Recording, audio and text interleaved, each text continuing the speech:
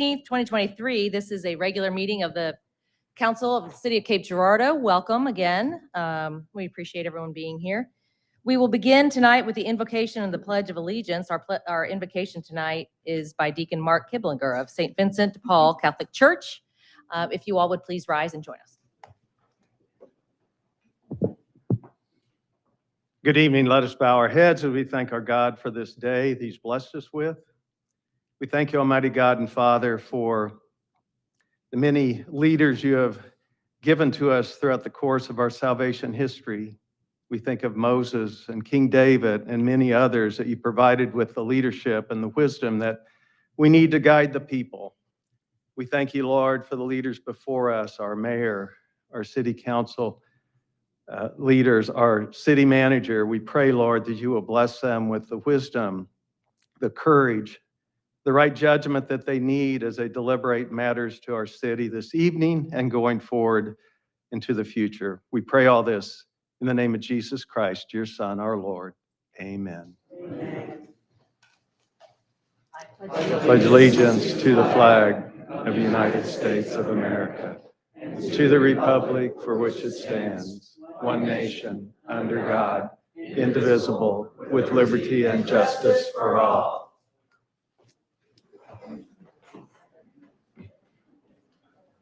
All right, we have no study sessions tonight. We do have several presentations that I will take down below.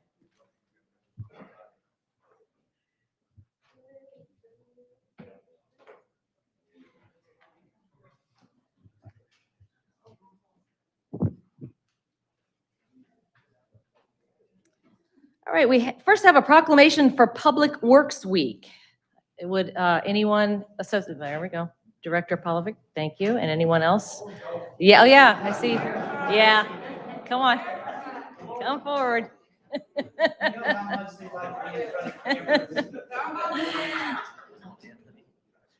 We want to thank y'all, so come on. All right, I got a little bit of stuff to read. It says, whereas public work services provided in our community are an integral part of our citizens' everyday lives, and whereas the support of an understanding and informed citizenry is vital to the efficient operation of public works systems and programs, such as water, sewer, streets and highway, public buildings, and solid waste collections. And whereas the health, safety, and comfort of this community greatly depends on these facilities and services. And whereas the quality and effectiveness of these facilities, as well as their planning, design, and construction, is vitally dependent upon the efforts and skill of public work officials. And whereas the efficiency of the qualified and dedicated personnel who staff public works departments is materially influenced by people's attitude and understanding of the importance of the work they perform. Now, therefore, be it resolved that I, Stacy Kinder, Mayor of the City of Cape Girardeau, Missouri, do hereby proclaim the week of May 21st through the 27th, 2023 as Public Works Week in the City of Cape Girardeau, Missouri. And I call upon all citizens and civic organizations to acquaint themselves with the issues involved in providing our public works and to recognize the contributions which public work officials make every day to our health, safety, comfort, and quality of life. We can. There we go. And Director.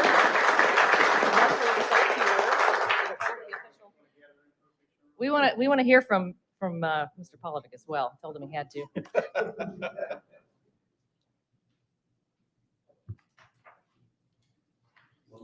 All right, perfect. There you go, Mike. Okay, perfect. Okay. Thank you. Thanks. Surely you've got something to share. Well, come on. Surely. What we do is important. Most everybody takes it for granted. People know we didn't do it well when it doesn't work. When we do it well, it's just there. We take care of it, and we are grateful for that. They don't like being in front of the camera. They don't like being recognized. Neither do I. We just like to do our work, make sure the citizens get the service that they need and deserve every day. We deliver that as best we can, some days better than others.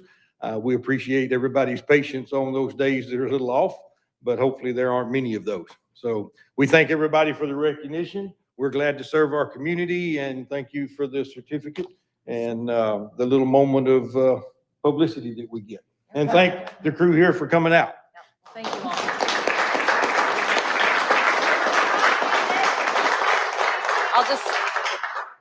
Do we have some more pictures people wanted to take? I'll just say real quick before you go, I helped host the Youth in Government Day this past week. And there were about 40 students that split up into different groups and went to all the different departments of the city. And one group, mostly of girls, did have the fortune of going to the Public Works Department and came back, and they were complaining a little bit about the stinky water that they had to look at. But I just told them, next time you turn on your tap and you get a nice glass of water out of it, think of that stinky water and be thankful for everything you guys do there, and when your trash gets picked up on time and all that. So thank you all again for everything you do to make our community great. Appreciate it. It's our very much. pleasure. Yep. Thank you.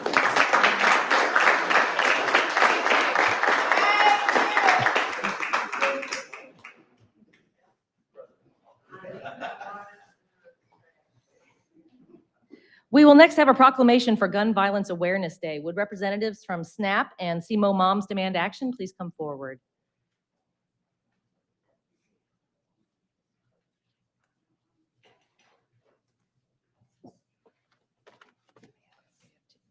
Give you a proclamation. Can I give this to you? Oh, actually, I have to read one, but I'll give it to you after. All right. The proclamation reads, whereas gun violence affects every city across the United States, and whereas gun violence kills more than 120 Americans a day and injures hundreds more, and whereas protecting public safety in our community is one of Cape Girardeau's public officials' highest priorities, and whereas the City of Cape Girardeau is committed to reducing gun violence and keeping our citizens safe, and whereas through partnership and collaboration between the community and local agencies, we can increase public awareness, address gun violence issues, and focus on ways to reduce crime and improve quality of life. And whereas the City of Cape Girardeau supports responsible gun ownership and stands with Americans across the country for National Gun Violence Awareness, and whereas June 2nd through the 4th, 2023, we celebrate National Gun Violence Awareness Weekend, and citizens are encouraged to wear orange to help raise awareness about gun violence and honor the lives of gun violence victims and survivors. Now, therefore, be it resolved that I, Stacy Kinder, Mayor of the City of Cape Girardeau, Missouri, do hereby proclaim June 2nd, 2023 as Gun Violence Awareness Day in the City of Cape Girardeau, Missouri. And I call upon all citizens to support Cape Girardeau's efforts to prevent the tragic effects of gun violence and to honor and value human lives. If each of you organizations would like to say a few words, we would really, really appreciate it. Thank you, Stacy. Mayor Kinder. I'm here for SNAP.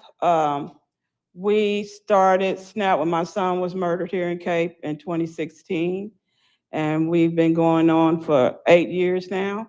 2 of those years was COVID. We didn't get to have a prayer walk, working with Chief Blair and the community, and we're still going strong. So we're helping our kids grow. The club with SNAP was working with the community to bring awareness to gun violence and the hopelessness and helplessness and that we found on our journey. And when I was looking for a murderer, because his murder went unsolved for 2.5 years, but I was looking for a murder, but God didn't send me to murder. He sent me to the homeless. Then he sent me to the helpless. Then he sent people didn't have no water. Then people didn't have no lights. I was like, what?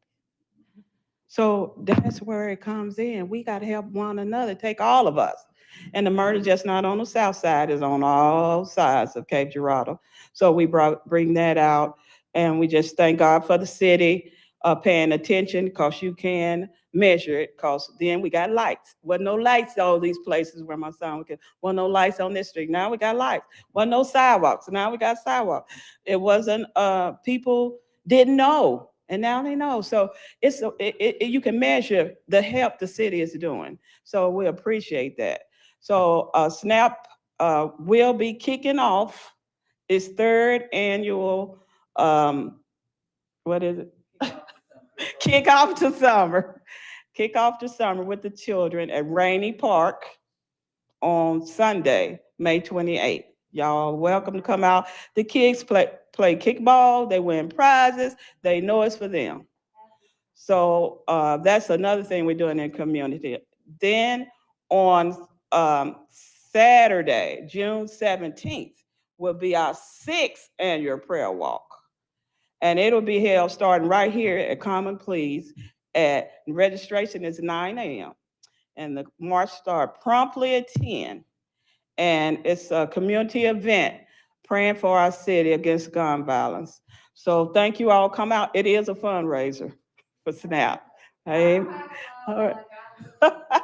Thank you.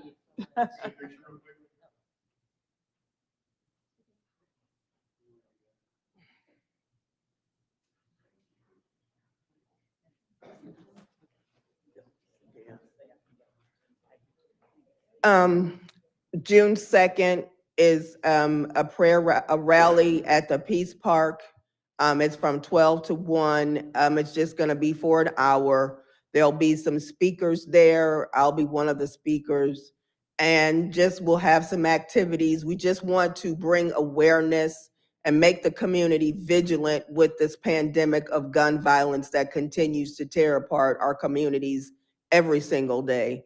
I myself am a survivor of gun violence, and I had a cousin that died by gun suicide. Then I had another one that was murdered in 2015 in St. Louis, and his murder remains unsolved.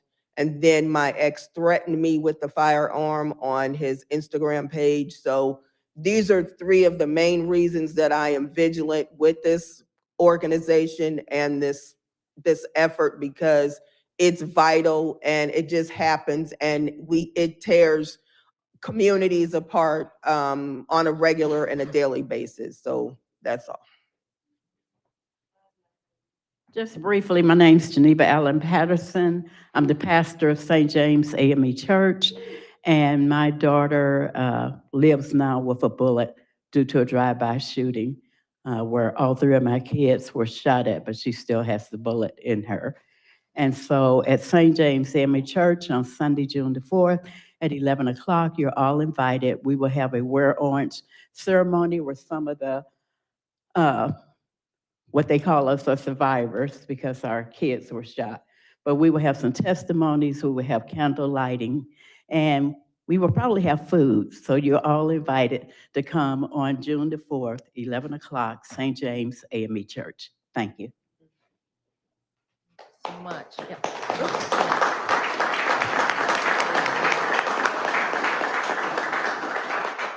Thank you. I just want to reiterate, and I know I speak for Chief Blair when I say that the community activity and the community involvement is so vital to help what the police department and the city is able to do in terms of stemming all sorts of different angles in this issue. So thank you all very, very much for all the work and involvement that you do in this.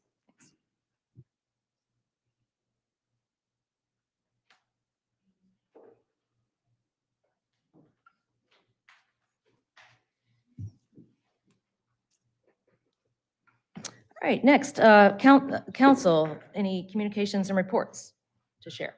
All right, I'm going to jump out there and just offer a large wish of congratulations to all of the graduates that have happened over the past couple of weeks within these communities in this region of Southeast Missouri. Obviously, there were over 1,400 students that graduated from Southeast Missouri State University this past weekend. Obviously, hundreds of students graduating from all the different high schools and other training programs that we have in this region.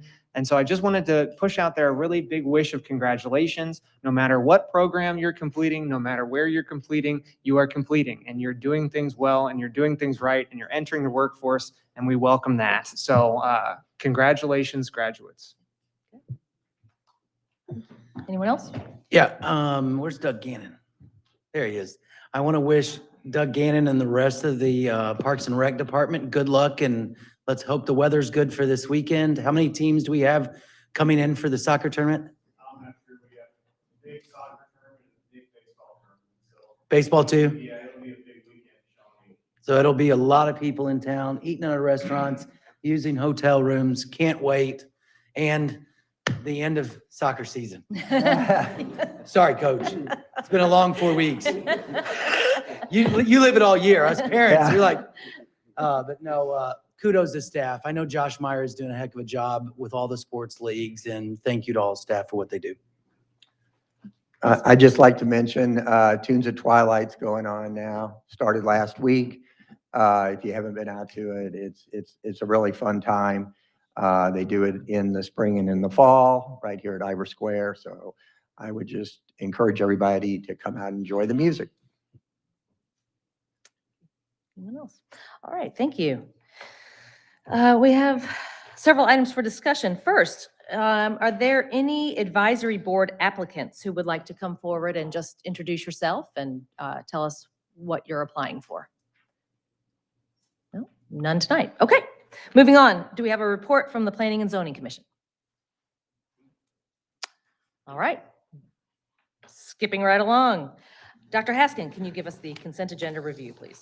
Thank you, Mayor. Council, we added 9, 10, 11, 12, and 13 to the agenda for you tonight. I guess I'll start with number 9. This is an L&I agreement. Mr. Malik is requesting to construct and maintain 2 sections of a chain link fence in the east-west direction across the city's Walker drainage channel property. Number 10, this is an MOU agreement with Southeast Missouri State University for the CMO logo on the water tower located at 302 Limbaugh Lane. Number 11, it's basically a general services agreement with environmental operations for asbestos inspections and services. Number 12, we're requesting permission, council, to apply for a grant through DNR to replace the lead service line inventories of the city's water distribution systems. And finally, council, we're excited to recommend Zollner as the design build team to construct the new T-hangars out at the airport. Mayor, that concludes the review. Very good, thank you. We will move into regular session and we'll start with the roll call. Mr. Taylor. Mark Bliss. Here. Robbie Guard. Here. Stacy Kinder. Here? Dan Presson. Here. Tameka Randle. Here. Nate Thomas is absent. And Shannon Truxel. Here. All right, thank you. Council, we have an agenda before us. Is there a motion to approve? Second. Mr. Guard, Ms. Randall, any discussion? All right, hearing none then, all in favor of approving the agenda, please say aye. Aye. Anyone opposed? The agenda carries. We have 2 public hearings tonight. First, I'll open the public hearing to consider vacating the city's interest in a portion of a utility easement along the west side of Lot 212 at 2409 Brister Hill Road. Is there anyone to appear for that public hearing? All right, seeing none, I will close that public hearing. Secondly, I will open the public hearing to consider vacating the city's interest in a portion of a utility easement along the east side of Lot C12 at 5808 Dalhousie Drive. Is there anyone to appear for that? Hearing none, I will close that public hearing. We will now move into the consent agenda. Mr. Young. Bill 2359, ordinance designating certain tract of land at 805 Broadway in the city of Cape Girardeau, Missouri as blighted area pursuant to Chapter 353 of the revised statutes of Missouri and approving the development plan and development agreement connection therewith. Bill 2359, ordinance designating certain tract of land at 805 Broadway in the city of Cape Girardeau, Missouri as blighted area pursuant to Chapter 353 of the revised statutes of Missouri and approving the development plan and development agreement connection therewith. Bill 2361, ordinance amending Chapter 30 of the Code of Ordinances of the City of Cape Girardeau, Missouri regarding A1 Airport District. Bill 2361, ordinance amending Chapter 30 of the Code of Ordinances of the City of Cape Girardeau, Missouri regarding A1 Airport District.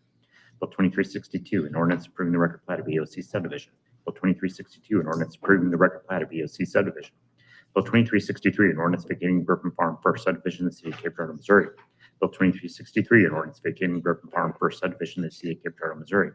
Bill 2364, an ordinance amending the Code of Ordinances of the City of Cape Girardeau relating to urban redevelopment. Bill 2364, an ordinance amending the Code of Ordinances of the City of Cape Girardeau relating to urban redevelopment. Bill 2365, a resolution authorizing the city manager to execute a license and indemnity agreement with Malik for fence installation at 2307 Broadway in the City of Cape Girardeau. Bill 2366, resolution authorizing the city manager to execute a memorandum of understanding with Southeast Missouri State University for the SEMA logo to be displayed on the city water tower located at North Cape County Park in the City of Cape Girardeau, Missouri. Bill 2367, resolution authorizing the city manager to execute a general services agreement with Environmental Operations Inc. for asbestos inspection services in the City of Cape Girardeau, Missouri. Bill 2368, a resolution authorizing the application of the Missouri Department of Natural Resources State Revolving Fund Program for loans and/or grants under the Missouri Clean Water Act. Bill 2370, a resolution selecting Zellner Construction Inc. to design and construct new T hangars and associated taxiing lanes at the Cape Girardeau Regional Airport and authorizing the negotiation of an agreement presented to the City Council for approval. Thank you, Mr. Young. Council, we have a consent agenda before us. Is there a motion to approve? Mr. Bliss? Second. Mr. Presson, any discussion? Point of inquiry on bill number 23-70 on the Zellner construction, what is the final estimate of how many T hangars? That's a good question. 20, 20. yes. Okay. 20, So okay. that's even more than what we had originally thought. Perfect. Thank you. Any further discussion? All right, all in favor then of the consent agenda, please say aye. Aye. Anyone opposed? That carries. We have one item removed from the consent agenda. It is Bill 2369, a resolution adopting a policy, or excuse me, a casino funding policy in the City of Cape Girardeau, Missouri. We have, Ms. Lisa Mills, our finance director, is coming forward to talk about that with us. Good evening. So this is a modification and replacement of the casino funding policy currently existing in the City of Cape Girardeau. The current funding policy was adopted in October of 2012. The policy is to be modified and replaced such that the allocation of funds derived from the revenue source will be split into 3 funding categories. The fund balances shall not be used for continuing operations. Background and discussion of this includes the modification includes a suspension of the 10% legacy fund, that contribution to that piece, that category of the fund, while continuing to allow that the category of the fund grow and be invested without further funding until council determines otherwise. In addition, the city will continue to fund the casino obligation category of the policy just as it is originally outlined. And the balance of the funds will be available for capital improvement, for innovation, and for priorities as we see, as the city arises, as we see useful. Thank you. At this time, is there anyone from the audience who wishes to come forward with a question or concern? You would need to come to the podium, please, and introduce yourself.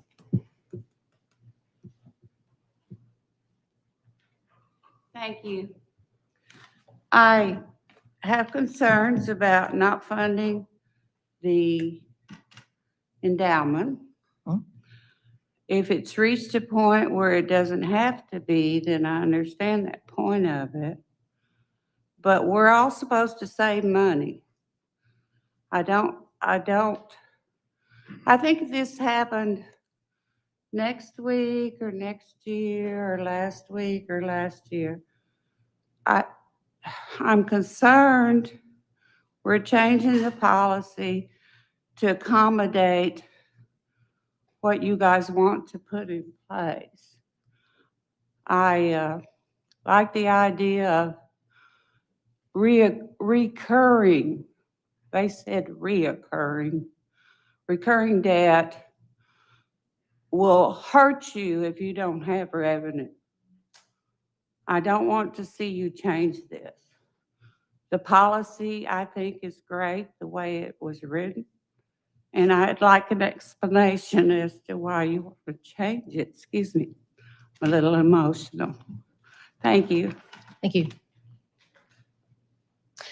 Is there anyone else from the audience who wishes to make a comment? Yes.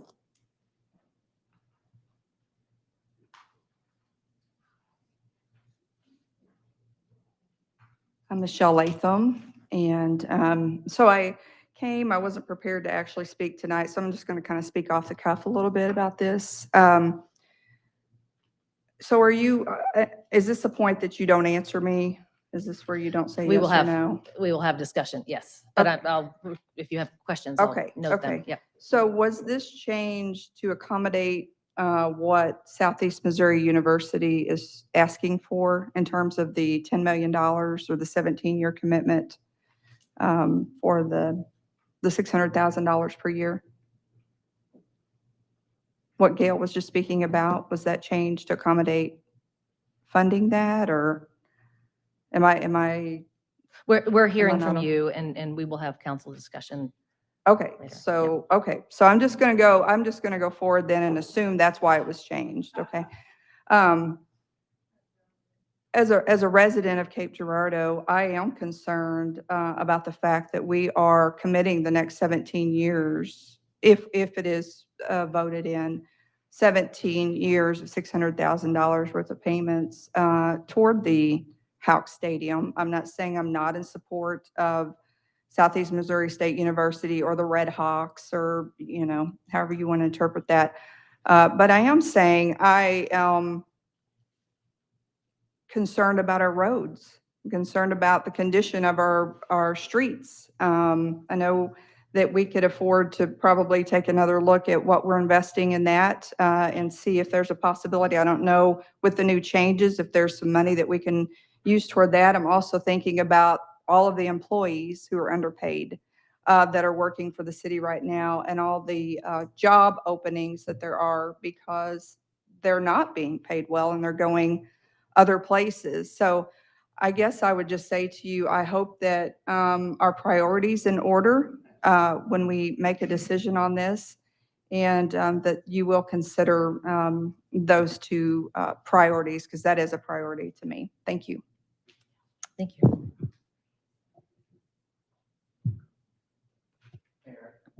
Can I speak to that? Let's Or- make sure we, oh, okay. yeah, Go thank you. Anyone else from the audience who wishes to express a question or concern? Okay. Madam Mayor, I wanted to talk about the last item on the agenda, so I'll wait until then.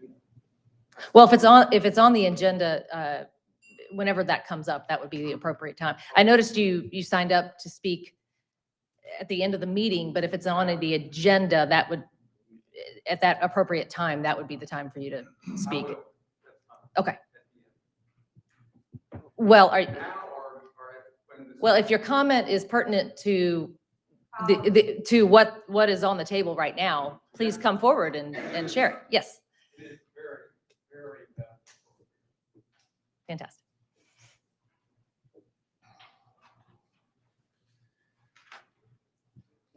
My name is Harold Tilley. I live here in Cape, and once again, I feel like I'm a minnow swimming in sharks, like I did last time. I'll pass this out. That's a text of what I'm going to be saying this evening. So, my reasons for appearing before you this evening are as follows. I respectfully request you table Bill number 23-74, which deals with allocating city funds to Southeast Missouri State University. This is for an extremely long period of time, 17 years, in the amount of $600,000, totaling $10,200,000. I have a question. Exactly how is this amount derived, and are the citizens fully aware of this pending arrangement? How did the city reach the point where they are subsidizing the university for such a large amount from casino revenue? Who approached whom? As per your own updated policy of 10.1.12, you state, as with any fiduciary responsibility of the city, the importance of transparency and accountability is vital to the confidence of the citizens in the use of these funds. How has the city gone about making this huge allocation for such a long period of time transparent to the citizens? From my perspective, it has been anything but transparent. As per your stated policy, casino fund balances shall not be used for continuing operational expenses. And I would imagine if it goes for 17 years, some of that money will be used exactly for that. As per your stated policy, let's say that along with this, one would expect open deliberation and information being given to the various news outlets, and citizens have the opportunity to give input. I don't think that's happened. There is another question as to how long has the funding proposal for SEMO been in consideration? Also, as per your own funding categories, this proposal appears to run counter to allowable expenditures, especially for 17 years. The state has allocated, and this is per Missouri, $11 million to fund demolition, site preparation, and planning, design and construction. Plus, Dr. Vargas has stated and was quoted as saying that the school can pledge up to $8.5 million and grow this number to $10 million for construction of the project, which would make this over $20 million. I'd also like to bring to your attention some areas for the council tonight. We opted out of the fall tax holiday due to missing out on revenue. And someone said that was like $32,000 that we'd miss. If you're willing to give up this much for $600,000 for 17 years, $32,000 for one weekend is a drop in the bucket. Streets are crumbling all over Cape faster than they're being repaired. If you were as creative with street proposals as the CMO funding, an additional $600,000 will go a long way for 17 years. Also, had I known money was available from the casino when we built our career center, I'd have approached you for funding as well. Do you think you're going into some sort of partnership with the university? However, the organization, as a rule, operating any project or facility soon takes ownership. In a few years, there may be additional SIP needs which could be hampered. The university has a pretty healthy bonding capacity, so I would suggest you let them issue bonds for any additional build-outs. As stated above, the university has funds of $11 million, plus Dr. Vargas has said he's good for another 10. That's $21 million. Why do they need another $10 million? The council has cast an extremely wide net when they say that Houck is downtown. I urge you to slow down, table this allocation, this ordinance, and consider your options and loyalty to the citizens that have elected you. Thank you, Mr. Tillman. Thank you. Thank you. Are there any other, yes? Oh, no, ma'am, I'm sorry. No, ma'am. No, ma'am. No, ma'am, I'm sorry. No. And yeah, I'm sorry, you've gotten to speak I'm already. pretty confident I could talk about debt coverage better than anybody else in this room. There's examples all over the country when you got small towns that pass over opportunities for growth within a community. Sir, I'm so sorry. If you could introduce yourself, and Sorry. then we do ask, first of all, everyone, 3 minutes is what we try to That's fine. ask people to, and if you could direct your comments to us Sure. instead. Thank My you. name is Justin Martini, graduated Southeast Missouri State in 1998. Also played football here back when I was in school also. I'm from out of town, from Northern Illinois, and I love Cape Girardeau, and I've decided to stay in Cape Girardeau. And you talk about all this money being spent, and it's not just spent money. This is an investment in Cape Girardeau. This is going to be a revenue source. The stadium itself is going to generate revenue. There's going to be it's going to be a multi-purpose facility. So you're also going to see, other events taking place there. That's going to bring that many more people to the community. They're going to be spending more money, and that's going to generate that much more revenue for the city in order to cover the roads that you're concerned about and other reasons. But this is a growth opportunity. This is not just money spent. And I just felt like I had to make that statement after hearing the prior two. Thank you. I'm sorry, ma'am. You've had an opportunity. Yes, sir. I wanted to say a few words on behalf of the sports community. My name is Richard Flingy. I'm a 5th generation Cape Girardeau native. I was born within a mile and a half of this location. I had a tremendous childhood experience in Houck. My father played football there. I played football there. And in the community, the one parallel I want you to draw to is Kappa Hall was the Kappa Park project, which we came together for. Matter of fact, I was there this afternoon watching batting practice. The branding and the imaging and the quality that Kappa Hall Park communicates to the region is amazing. People and children, their parents, the ball teams love to come there and participate in that facility. And the parallel is how can do the same thing for the regional community. As I travel around Cape Girardeau, I often bump into people, and I'm not shy, so I always talk to them. I talk to parents inside the hotel lobbies that are here for the sports community. Halk is an image that has been in the region for decades now. And in allocating casino funds, which in some people's opinion, and mine in particular, it is a little bit extra that is involved in the community, and investing that in something that increases our regional branding, our ability to involve other people outside of the area, as well as support the university, which certainly supports the City of Cape.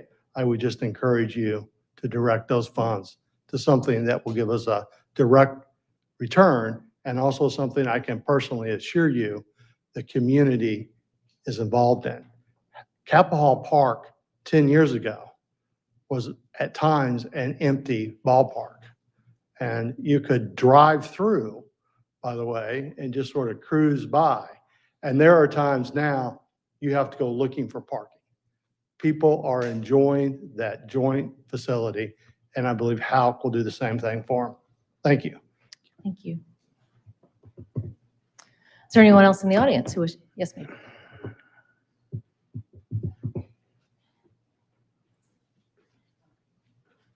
My name is Felice Patton. I am the founder and director of Stop Dealers Acts of Violence Please on the south side of Cape, where the university about a lot of property on the south side of the Cape, but have not invested in the children that live on the south side of Cape. I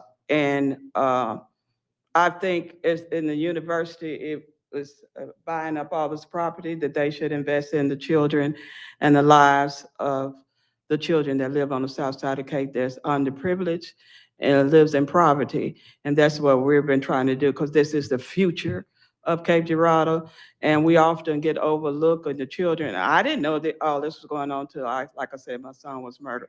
So I would ask Dr. Vargas in the university, and he knows me, to invest in that, all that property you buying up on the south side with the children, the people that live there. So I hear about all this money, but when it comes to SNAP and what we're doing, everybody, won't overlook it. When we ask, it's a problem. Even for Rainy Park, to even have a park that's updated, it's 1960 over there. But we still pay to have to go over there and to have these children there to understand that that's a park for them. So let's think about that when we're investing in the community. Don't forget about what's going on with SNAP. Thank you. Is there anyone else in the audience? Yes. Don't change the policy, please. Hi, I'm Heather Nelson, and I have been the head women's soccer coach at Southeast Missouri State University for 25 years now. I would like to speak in response to the last lady that just spoke. I can tell you, first and foremost, that the student athletes and our coaches in this community do a ton to give back to underprivileged kids in this community. And I don't want that to be overlooked. Some of those things may not be public, but just like the gentleman that came here from Illinois and has stayed, we have numerous people that give back to the community.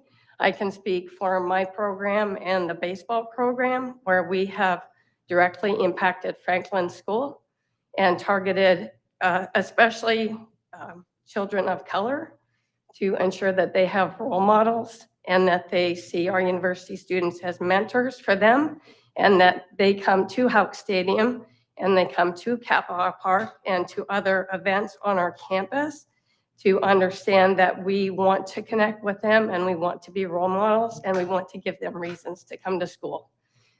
There are numerous people. I could have other coaches come up here and talk about students that have stayed in this community and have made and continue to make lifelong impacts to students in Cape Girardeau.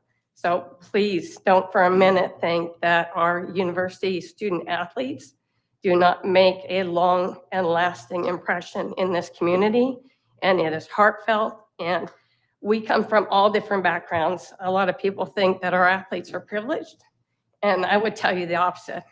I would tell you that sports for us is very often a way that our kids, and I'm talking college students, overcome backgrounds and share and connect with students that also have very challenging and diverse backgrounds. So thank you for your time. Thank you. Anybody else from the audience?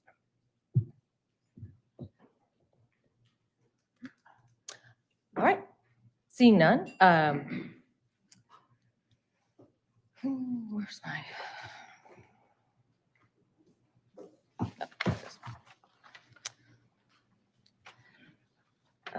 Council, is there a motion to approve Bill 2369?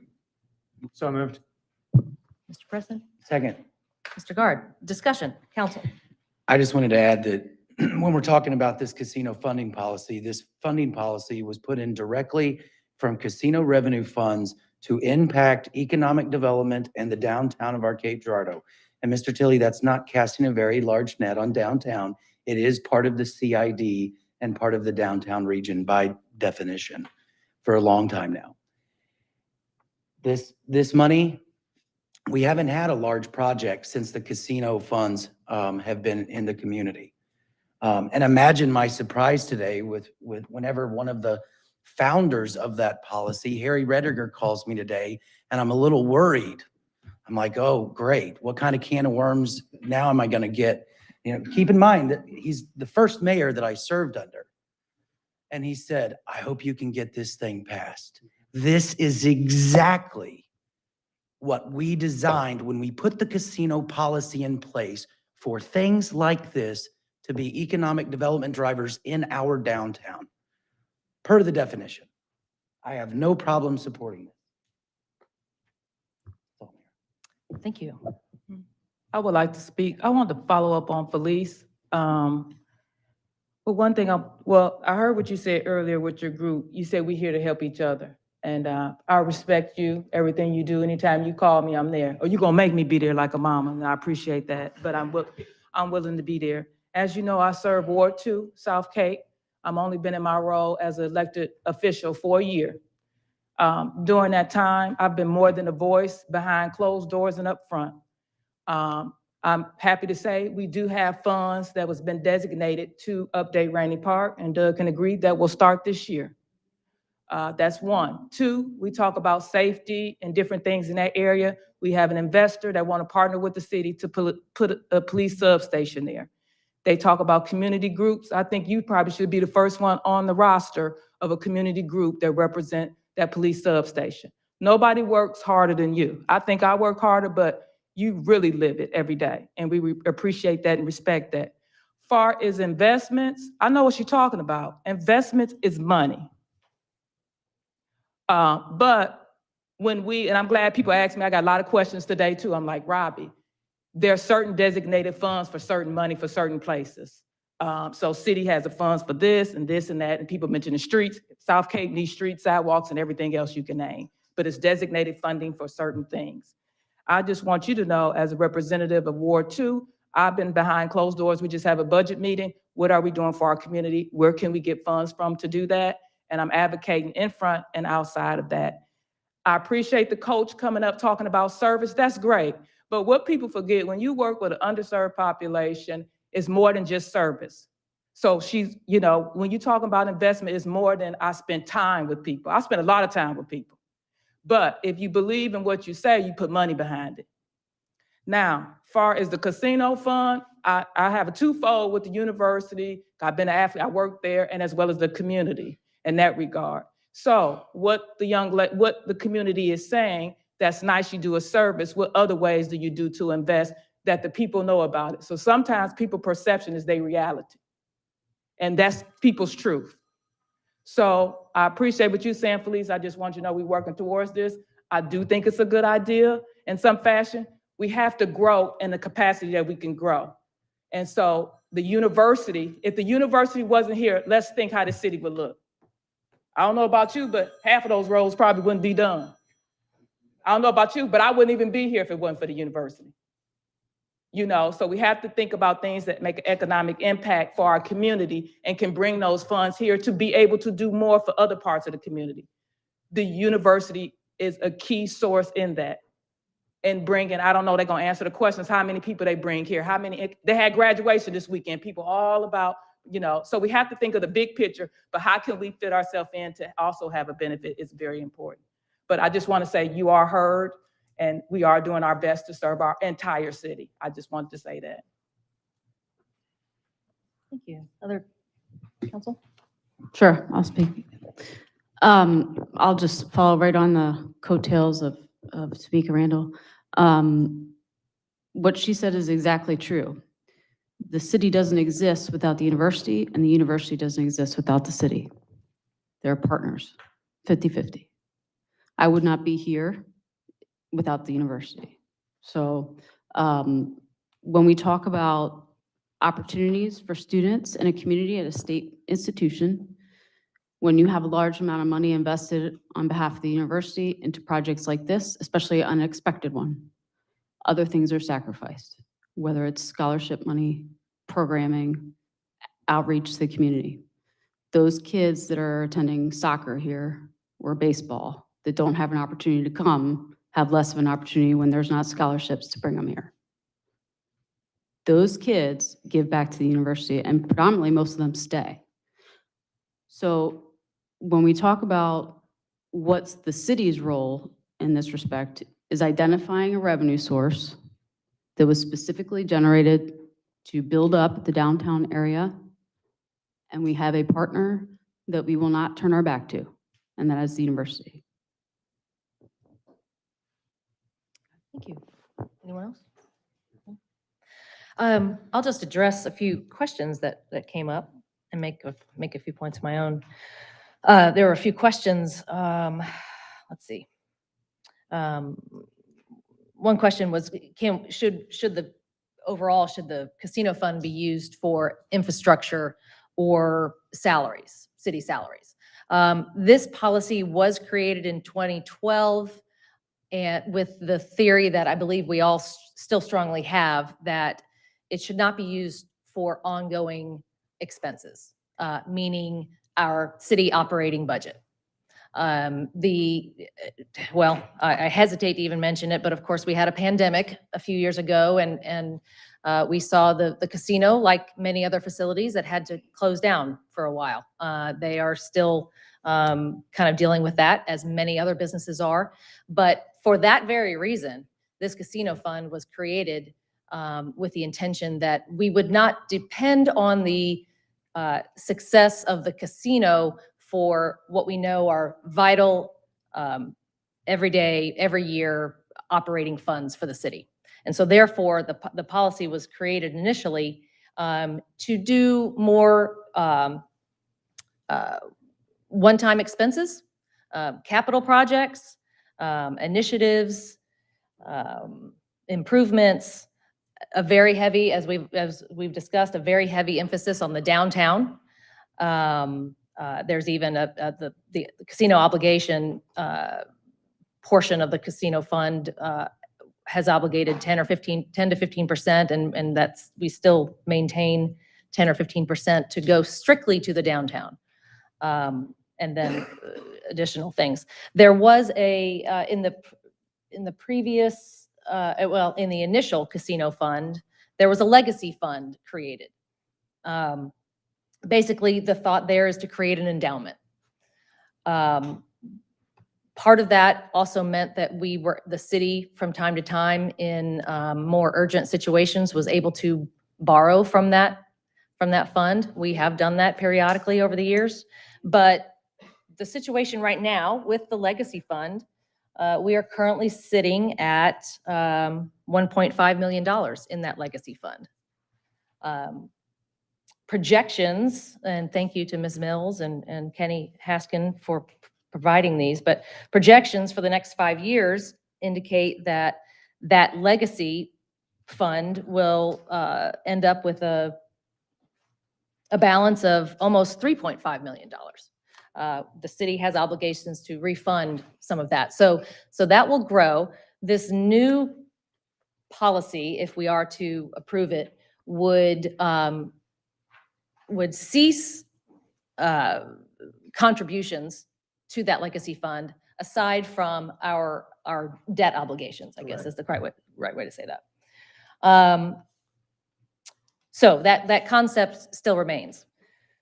The new policy, though, as Ms. Mills explained, is that what we would be doing is combining what we used to call the Capital Improvement Fund and the Innovation Fund together. And that would end up being an 85 to 90% portion of the entire fund. From that, I guess the purpose, and Dr. Haskin, perhaps you can elaborate on this a little bit, but the purpose then is to see a lot more flexibility on the city's part in using those funds. That is correct, Mayor. Absolutely. All right.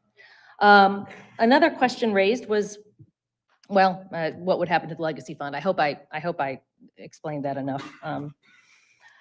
So why the change? Is it, and again, Dr. Haskin, perhaps you can elaborate, but I think as the question of Houck Stadium and even, other issues that have come up before the city after 10 years, we have realized that it's time to re-examine this fund, make sure it is working most efficiently for us.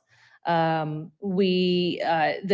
initial policy had, as we've been able to borrow from the legacy endowment portion of it, we've had to pay those funds back at a 5%, 6%. Well, at the time, Mayor, the interest rates were running at about, 4%. Now, if you tried to borrow money right now, that interest rate out of that legacy fund would cost us relatively 7-8% that we would have to pay back. That is just unacceptable for us to borrow that money. So we don't plan to do that. With the moving forward, if we're to adopt this new policy, we would look at investments for that endowment and not choose to borrow from that moving forward. Yeah. So it really, two things. There was a lot of discussion about how this overall policy needs to work best for the city. At the same time, we had a huge facility that looms large over Broadway and our entire downtown, Houck Stadium, that broke, for lack of a better word. A 90-year-old facility that was condemned and had to be demolished. And so the city, due to timing, not by anyone's choosing, now has a big question. And that is, how might the city be a smart partner in this whole process? I think it's been stated several ways and very well that what is good for SEMO is good for Cape Girardeau. And certainly what is good for Houck Stadium is good for our downtown and throughout the city in terms of tourism, et cetera. We see when there's a crowded Houck Stadium, our entire downtown and even our entire city is full. And so there's a huge economic benefit to that. There's a benefit to the university. There's no doubt whether you like this concept or agree with it or not, sporting facilities are attractive to students when considering colleges. Certainly, I think football players would agree that having a stadium in which to play is better than not having a stadium in which to play. And so, yes, Mr. Tilley, to address your question, how did this concept come up? There was an obvious to not just the city, not just to SEMO, but to the entire community. There was an obvious issue at hand. It's kind of I think obviously kind of a once in a generation kind of event. Houck Stadium has been sitting there for 90 years and now it's not. And so that is the big question that presented itself. I'll just quickly add, I'll say this, having just served as mayor for a year now, and being involved in a lot of different discussions with city, regional partners, state partners, economic development partners, MoDOT, federal government officials, state officials, et cetera. The mantra coming back to the city is always, when we are discussing funding needs, partnerships, grant applications, et cetera, the question coming back to us constantly is, what are you doing locally so that we can contribute to your project? MoDOT, I'm just on the infrastructure end, consistently tells us, we have money for your project, but we need to see a local match. Governor Presson is very vocal about his attitude that there is money at the state for local projects. What is the local contribution as well? And so the concept of partnerships is huge right now. I think it's just probably just simply finance driven. There's a lot of money going around, but when there are giant needs and expensive needs and a wide variety of needs, more and more local partnerships are being asked to play a part. We see that as the founding of this issue. I don't know that I speak for everyone, but anyway. I just want to add one piece of that, and I want to make it clear too that this isn't something like the university just came and put up a dollar amount and said, we need that, Mike, we want that. This is actually going back to whenever the stadium first happened, discussions and what we can do to enhance our downtown. What can we do as a good partner to the university? And that's how the policy change and what we will have on the agenda tonight came about. I think that's important to mention. Mr. Bliss, did you have a comment? Well, I just say that the casino funding policy is really kind of a separate issue in a way, because the overall thing of the change in the casino funding policy will allow more flexibility for the city and set the stage for future economic development, regardless of the stadium project. Thank you. Yes, and we are discussing officially the casino funding policy. If there's no more comment or concern, the issue on the table is Bill 2369, a resolution adopting a casino funding policy. All in favor then of adopting Bill number 2369, please say aye. Aye. Anyone opposed? All right, that motion carries. We will now move into new ordinances. And the process will be the same as what we just had. We will have staff discuss, and then members of the audience may comment, and then the council will debate. So first is Bill 2371, an ordinance vacating the city's interest in a utility easement located at 2409 Brister Hill Road in the city of Cape Girardeau, Missouri. First reading. Mr. Pulley. Thank you, Mayor, Council, Dr. Haskin. This ordinance vacates the city interest so the owner can construct a retaining wall as part of a new home construction. There is no existing utilities present, and the staff recommends this. Thank you. Anyone from the audience wishing to comment? All right, hearing none. Council, is there a motion to approve Bill 2371? So moved. Mr. Presson, Mr. Bliss, any further discussion? Hearing none then, all in favor of Bill 2371, please say aye. Aye. Anyone opposed? That motion carries. Bill 2372, an ordinance vacating the city's interest in a utility easement located at 5808 Dalhousie Drive in the city of Cape Girardeau, Missouri. First reading. Mr. Pulley. Thank you, Mayor. This ordinance vacates the city interest so the owner can extend the driveway and construct a retaining wall. There's no existing utilities present, and the staff recommends this.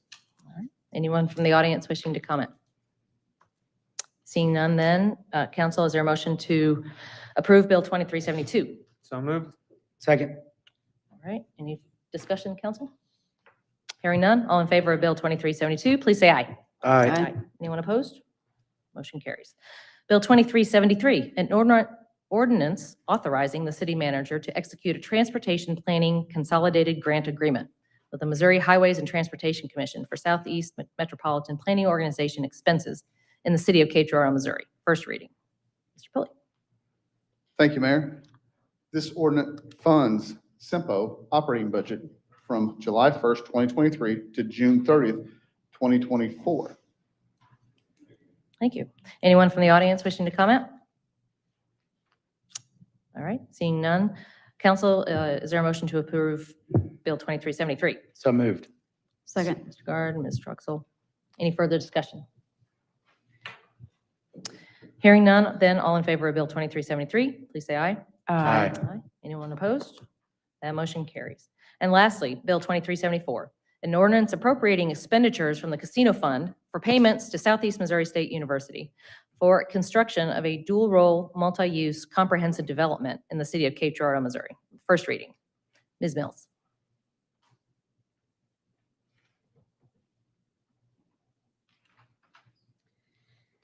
The ordinance appropriates expenditures from the casino fund for payments to Southeast Missouri State University. The city, in continuing with its legacy of support and partnering with the university, will participate in the modern campus house project with a commitment of $10,200,000. It'll be paid in annual installments of $600,000. The project brings the development and visibility to the downtown Cape that aligns with the city of Cape Girardeau. The expenditures will be funded by the casino fund and are subject to sufficient revenue as received by the city each year. Thank you. Is there anyone from the audience who wishes to further discuss? Yes. I'm sorry. We can take turns. Dr. Vargas, if you want to.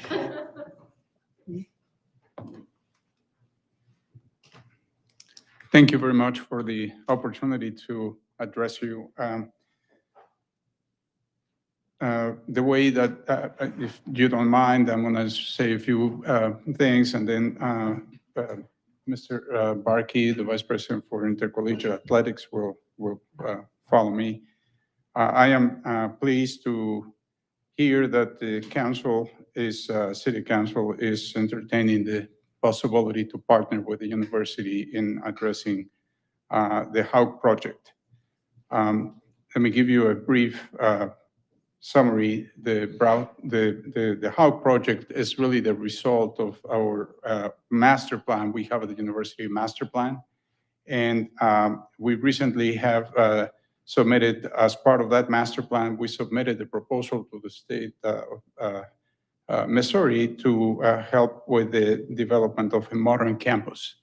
The modern campus comprises the HAUC project, but also the academic building and some infrastructure that is around the area.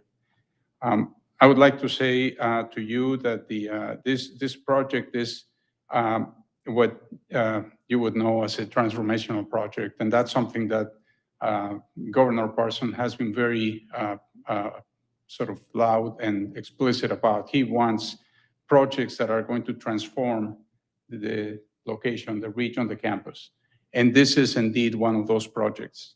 Of course, it came partly as a result of essentially having to demolish the stadium, but that provided an opportunity to actually conceptualize the way that we would be implementing our master plan. This project is going to transform SEMO academics and athletics. As I said, it incorporates into it not only the HAUC project itself for the stadium, but also includes the development of a academic facility, and that I believe is consistent with the mission of the university. We also believe that it's going to transform Cape Girardeau and the surrounding communities. In particular, I will say that it will have an economic impact on the region, which is being quantified actually very recently by the university. We requested an economic impact study that was finished in February of 2022, so it's extremely recent. And that economic study highlights some of the characteristics of this university. We have a payroll of $90 million. That's just quite significant. Our students, and by the way, this study included data from 2019 because we decided that 2020 was not going to be a representative year.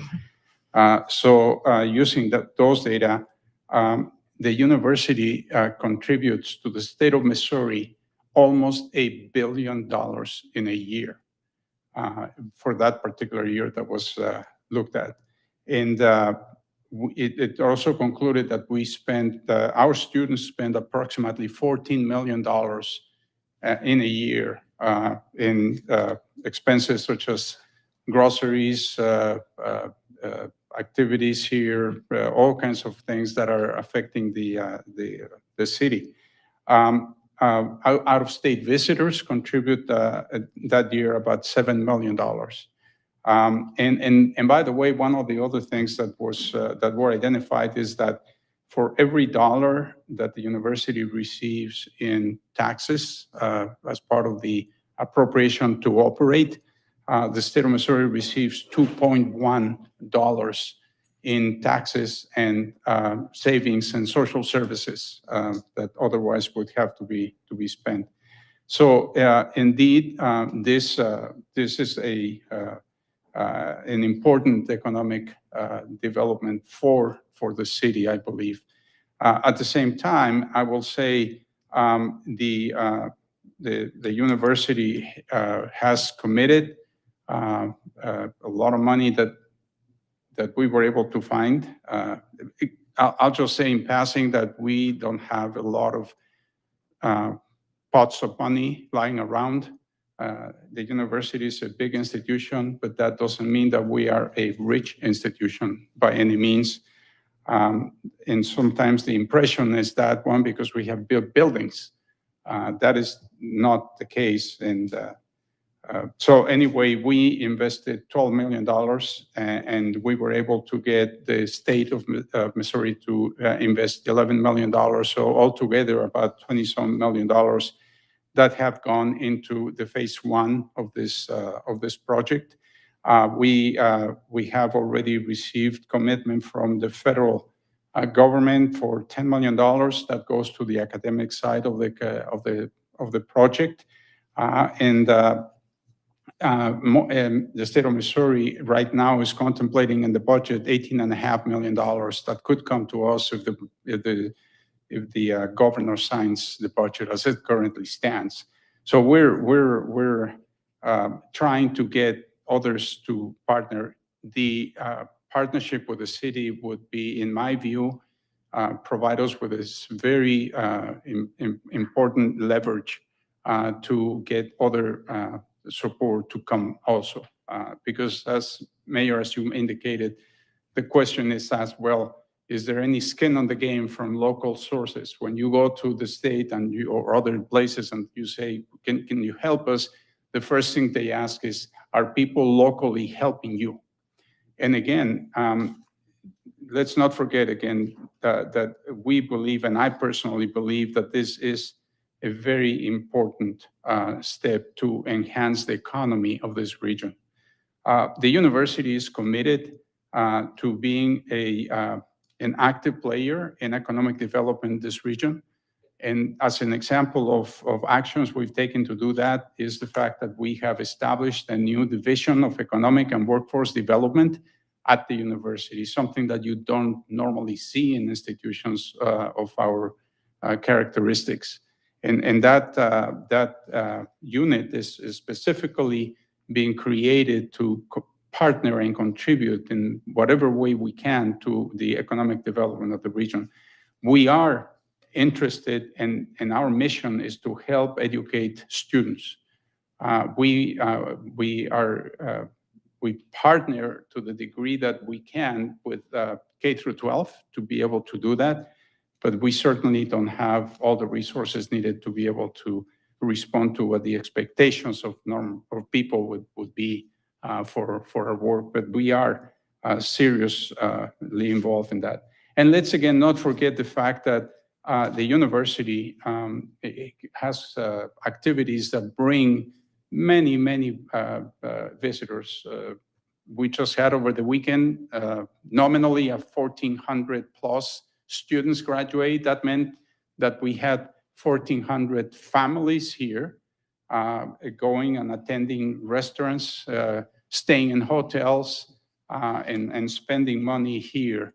And we have homecoming, which is another activity for which we have lots of people. We have family day, we have athletic events.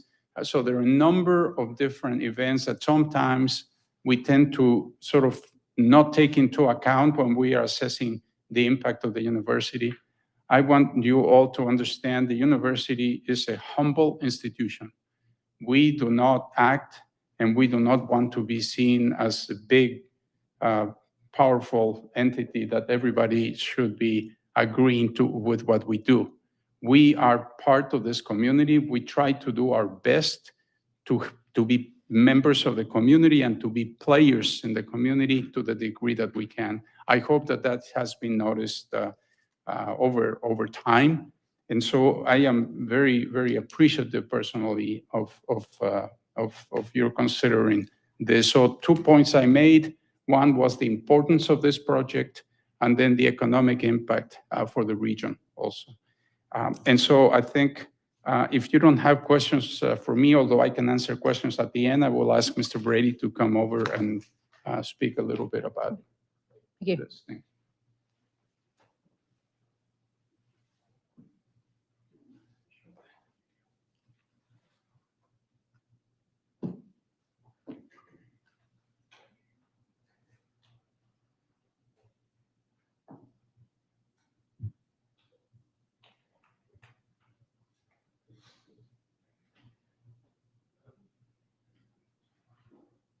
Houck Field has been one of the most iconic landmarks in southeast Missouri.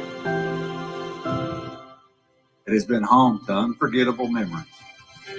We've celebrated incredible wins. We've reunited with friends. We've seen the birth of professional athletic careers. For 90 years, the stadium has served us well. But the time has come for bold new vision for Southeast Missouri State University. We are taking the first step to rebuild Houck. This is a huge step, but it's only the beginning. Rebuilding Houck Field will not be possible without your support. We need people who share our love for this university to recognize the importance of this moment, to see the potential of what a new stadium would mean for the university and our region. Red Hawk Athletics has achieved unprecedented success, which has strengthened pride in our institution. Without a doubt, this project will have a huge impact on SEMO athletics. But this is about more than just a stadium. It's the front porch for our campus. It's the doorstep to downtown Cape. It's our place to unite, to celebrate, to make new memories. Rebuilding Houck signifies something far greater for our institution and our region. It's a statement. Rebuilding Houck Field represents a stronger and healthier SEMO. As we approach SEMO's 150th anniversary, it's time to invest in our future. So if you care deeply about SEMO, we ask you, will you lock arms with us? Will you make a statement? Together, let's build our future.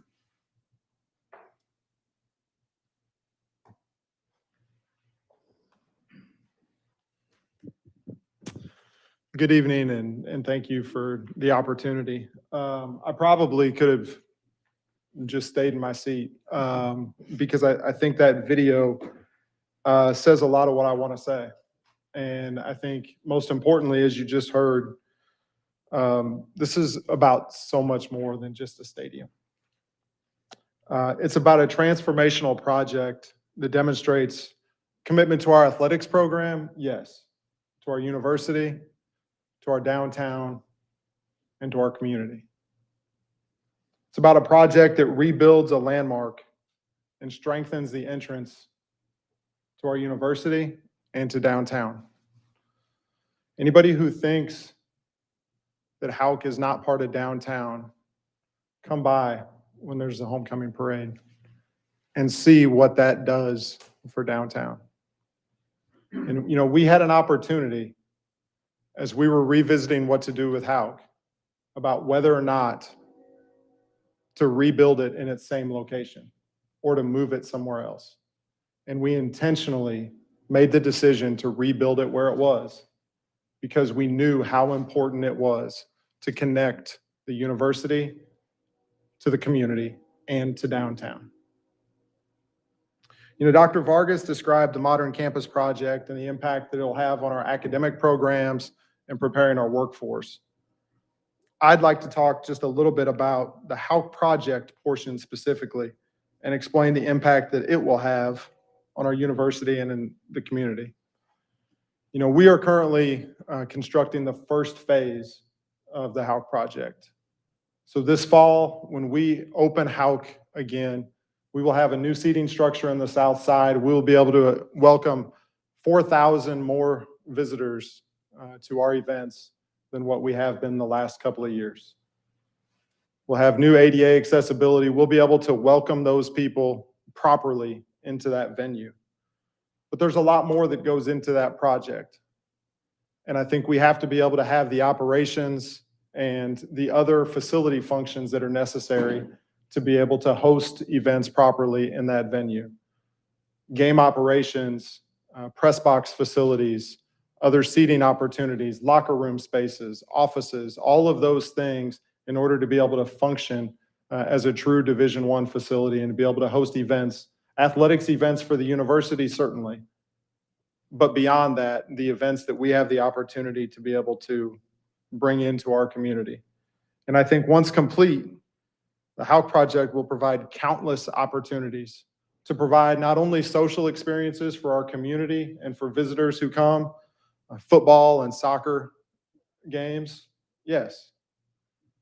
But as we think about events like homecoming and welcoming the alumni back to the community, as we think about the solar eclipse and utilizing that space as a venue to bring people from all over the region to Cape Girardeau, that's an opportunity that without Hauk doesn't exist for us.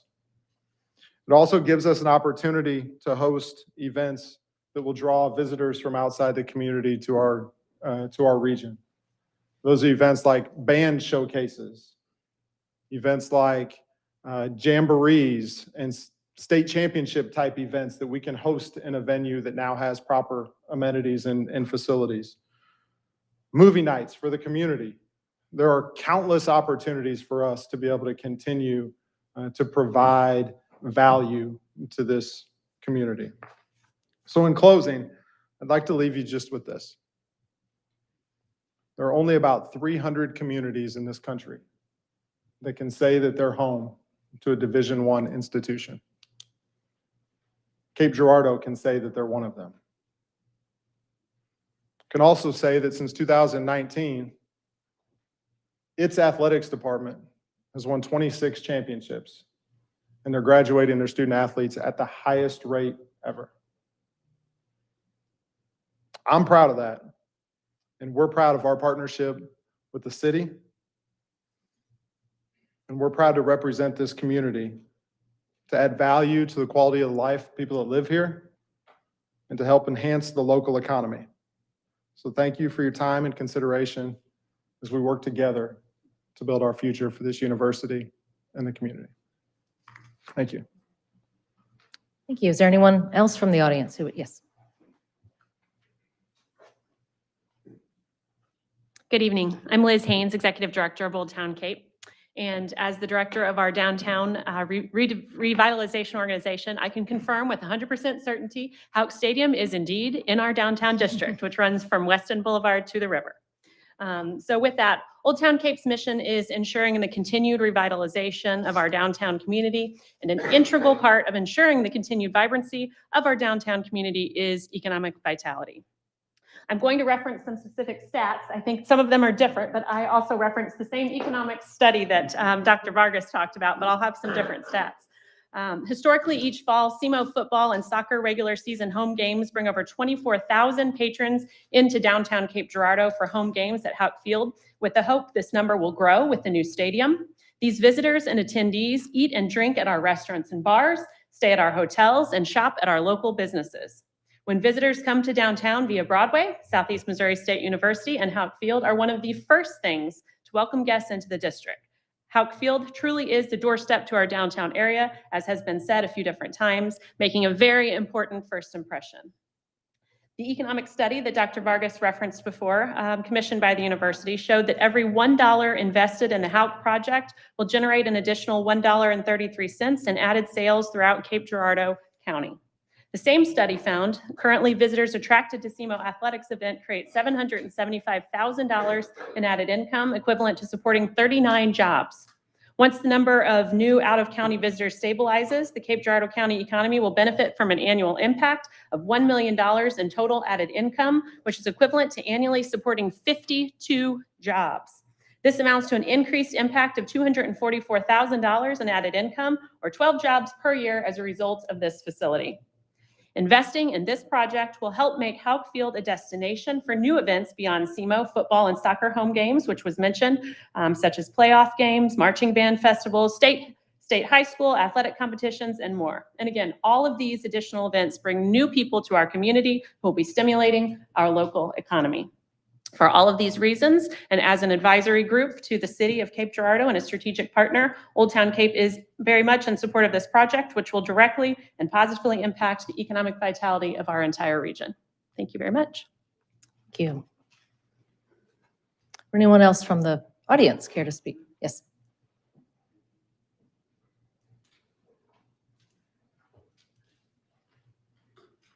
Good evening, Ramona Bailey. My question is, so is this something that, is this a one-time thing for Houck Stadium, or is this like an ongoing, like monetary thing for SEMO and between SEMO and the city? The financial agreement. The being financial, discussed? like, because I'm just picturing in my head, like, is this like, okay, they need, I don't know if they need, or getting the funds to finish this project, or just like an ongoing type? No. This agreement pertains to $600,000 from the city's casino fund directly to the Houck Stadium project, not for operating funds, correct, for construction. Oh, so just this one? Correct. Oh. I was just Well, wondering. it's the payments will be spread out over 17 years, but Oh, wow. it is directly for this project, not for SEMO operating funds, if that's what you're asking. I'm like, so $600 over a 17-year period? Correct. 600,000 over a That's what 17-year the period? details of this are. Yes. Oh, but that means, so, but the stadium will still be finished, like? Yes, before that. Yes. Oh, okay. I'm Yes. like, wait, no, we don't want to wait 20 years. Isn't that right, Dr. Vargas? Let's get that straight right now. I'm like, I want to go to the game. No. So I was like, so it'll be, yes, it'll be finished like. I would add one thing to that too, is that the casino right here, the university or the city of Cape Girardeau would not be obligated if something would ever happen to the casino. Say that again. I'm sorry. Currently, we have proposed to use casino revenue dollars to make a commitment to the university. Mhm. If something would happen to where there would not be a casino, there would not, that obligation would be gone. Oh, well, long live the casino. Yes. And that's it. Oh, but that's all. I'm totally in favor. You know, I'm a graduate of Southeast Missouri State University. My daughter is still a student at SEMO, so we love SEMO. My mother graduated from Southeast, so we love SEMO. So we are all in favor of this project. There's only one thing, if Dr. Vargas, while he's here, so I don't know if any other money that the university has. I do work with the God's Ensemble Choir at the university. I think we meet at the Baptist Student Center. And I have been trying all year to get, the doorknob comes off soon. So if we can get that, that's a fire hazard, I feel, because Okay. if we get caught in that room and can't get out. You know, can you look Valid into point, that? and maybe after the meeting, you two can But yeah, discuss the doorknob. so just, all right, Okay. Robbie said he was gonna pay for the doorknob. Thank you. Does anyone, anyone else from the audience? Yes.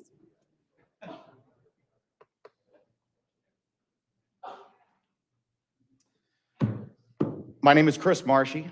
I own Mary Jane's Bourbon and Smokehouse. You've heard from everybody here tonight talking on a kind of a macro level.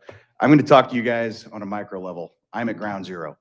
And I will tell you that when there's an event at the university, and I'm not just talking about football because football is crazy. Football days, Saturdays at Houck Stadium are amazing. We have to staff beyond our capacity to handle the crowds that come in. I cannot even imagine what it's going to be like this year when we have an open stadium with stands on both sides, when we have people who are there tailgating because we are going to be playing for another OVC championship. I'm talking about the games like the soccer games or the volleyball games or the band when they come in town, or Parents' Day, or Mom's Day with the fraternities. We have to staff up. If it happens on a Wednesday night, slowest night of the week, we have to add a ton of staff. I just talked to my general manager this morning. We looked at the last time we had an event. It was a volleyball night. Just picked a night out of the air. We had to actually staff an extra 42 hours that day. So it's one person an entire week's pay because there was an event from the university. It has an enormous impact. And it's not just me. It's not just Mary Jane Bourbon and Smokehouse directly across the street. I am friends with a ton of people who own businesses all the way down Broadway and downtown, some of the breweries, some of the small businesses. We're mom and pops. We live in Cape Girardeau. An event at SEMO on the entire campus has a huge impact, an enormous impact on our business. If that university was not there, we would not be there. So coming from a person who makes his living off of people coming in and eating our food, that university is a large part of Cape Girardeau. And for Houck Stadium to be going through what it's going through, it will have an enormous impact on this economy, not just downtown. It will have an enormous impact on the entire economy, the I-55 corridor, those restaurants out there, those hotels out there, the large retail shops out there, not just downtown. So I want you guys to think about that yes, it will affect us on Broadway, 100%, but it will affect this entire community. Thank you. Thank you. Anyone else from the audience wishing to speak? All right. Hearing none, then. Council, is there a motion to approve? Thank you, Mr. Guard. Second. Ms. Randle, thank you. Council discussion. Any further discussion? I look at this project much like I look at the Show Me Center growing up. I went to my first basketball game in 1987.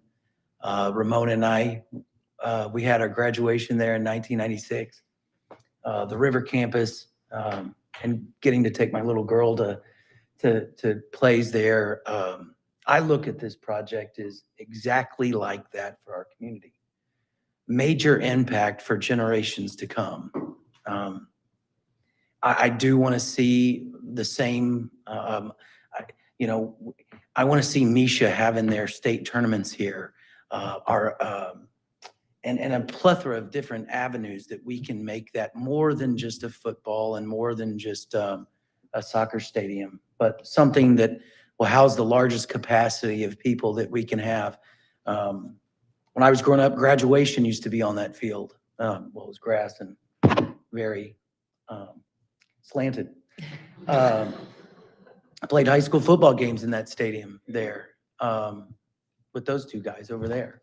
But I look at this as a transformational project for our community, just like those other two partnerships that have been widely successful for our community.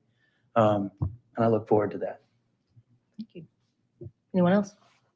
I like the fact that Dr. Vargas said, hey, we working with you all, but we are seeking other diverse funds. So that's saying a lot that the university is not just counting on people to pull their pockets out and contribute. So being able to say that you're working with the state and how much money the university is bringing in.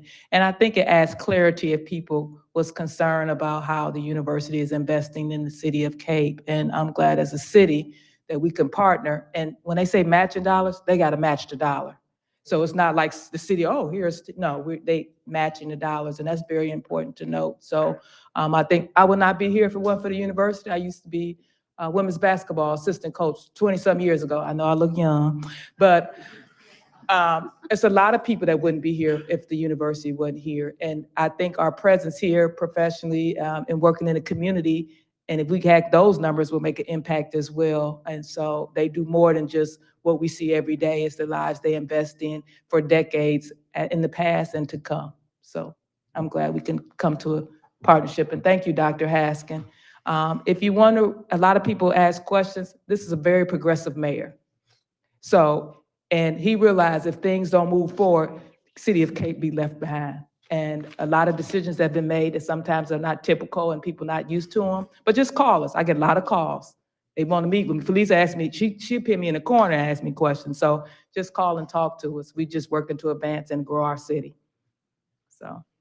I'd just like to say that I think this is a great project, great partnership with the university, and it is an economic development project. And I remember going by half the last few years when it was standing, and it was not a very good representation of Cape Girardeau. It was falling down. This is going to be something that we can be proud of. And the other thing is, when people talk about, well, we could be spending the money on streets, we don't spend, the casino revenue is not being spent to patch streets. And so that is, we're not using it for that. So the casino revenue, this project fits exactly like Robbie said, into the kind of projects that were envisioned when the casino agreement was developed. So I think it's a perfectly good use of the money, and I look forward to seeing the project done. Thank you. Any further? One last thing, Mr. Taylor, Mr. Young, please mark my vote in either abstention or recusal due to financial conflict of interest. Thank you.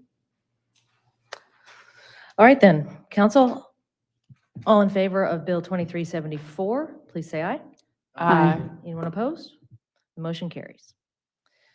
We have no appointments tonight, and we have one person who wishes to speak on an item not on the agenda, Ms. Washington. She left. Okay. Well then, nothing left to do then, but to entertain a motion to adjourn. Mr. Guard? Second. Ms. Randle, any discussion? All in favor then of adjournment, please say aye. Aye. All right, we are adjourned. Thank you all.